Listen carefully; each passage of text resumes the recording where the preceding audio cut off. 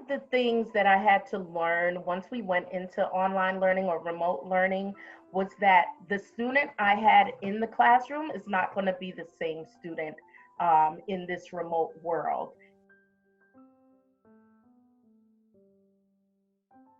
So I had to meet them where they were. And for some kids, it was really like, do you need an extension?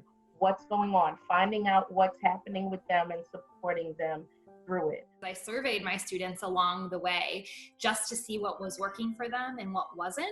And, it's hard to meet everybody exactly where they are, but the majority of students said that they liked having teacher created content. They didn't want videos to be super long, right? Because they're going to tune out. Who wouldn't? We would do that too. But that they liked that I was infusing my personality into what we were doing. And they liked that I made myself available to them as much as I could. One of the things that I worked really hard on during this whole time of remote learning, and that worked well for me, was really bringing my own voice that I would normally use in my classroom, whether that's, just being a class clown, wearing costumes, doing crazy stuff. I brought all of that into the video lessons that I was creating. I wanted to keep that connection with my students that they were used to.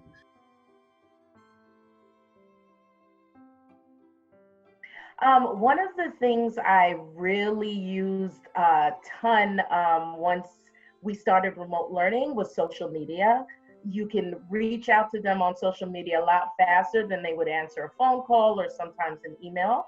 I created a lot of video content every single day. Started with, I called it the quick daily overview, but it was my voice and a screencast of my computer that I walked students through what they were going to do that day, what the learning goals were, how to reach out to me if they had any questions. One of the platforms we used was Common Lit.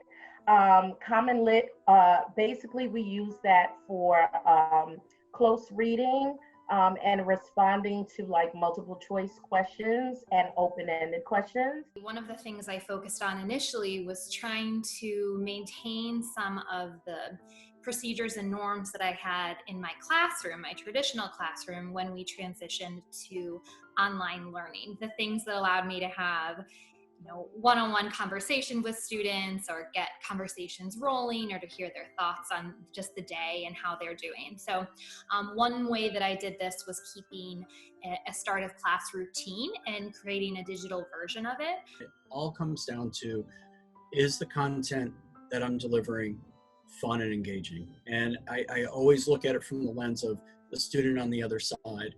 Like, is this really going to be exciting for them, or is this going to fall flat? Is this just another worksheet that I'm posting, or is this something that they can actually do at home in their home setting with the materials that they have in a way that they're super excited, maybe engaging their family or brothers and sisters as well? A lot of kids would say, I like the routine of listening to the quick daily overview. Hearing you crack a joke makes me feel like, you're there with me. I'm not doing this alone.